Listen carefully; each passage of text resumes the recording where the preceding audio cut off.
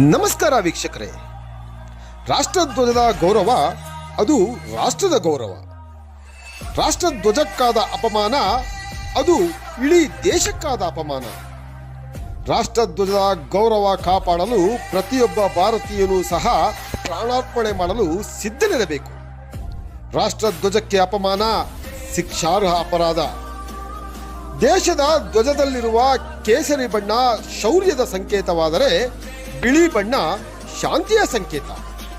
ಹಸಿರು ಬಣ್ಣ ಭೂಮಿ ಮತ್ತು ಗಿಡಮರಗಳನ್ನು ಸೂಚಿಸುತ್ತದೆ. ಮಧ್ಯದಲ್ಲಿ ರಾರಾಜಿಸುವ 24 ಗೆರೆಗಳುಳ್ಳ ಅಶೋಕ ಚಕ್ರ ಧರ್ಮರಾಜ್ಯದ ಪ್ರತೀಕ.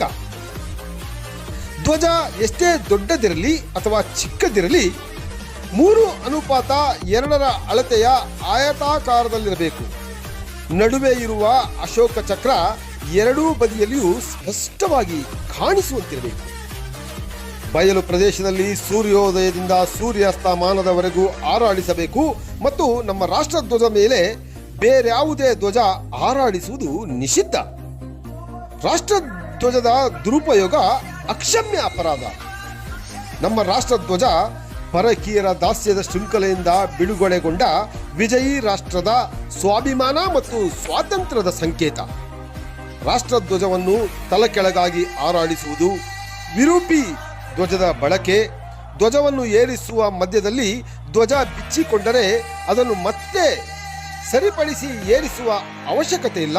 ಅದನ್ನು ಕಂಬದ ತುದಿಗೆ ಏರಿಸಿ ಸ್ವಚ್ಛಂದವಾಗಿ ಹಾರಾಡಲು ಬಿಡಬೇಕು.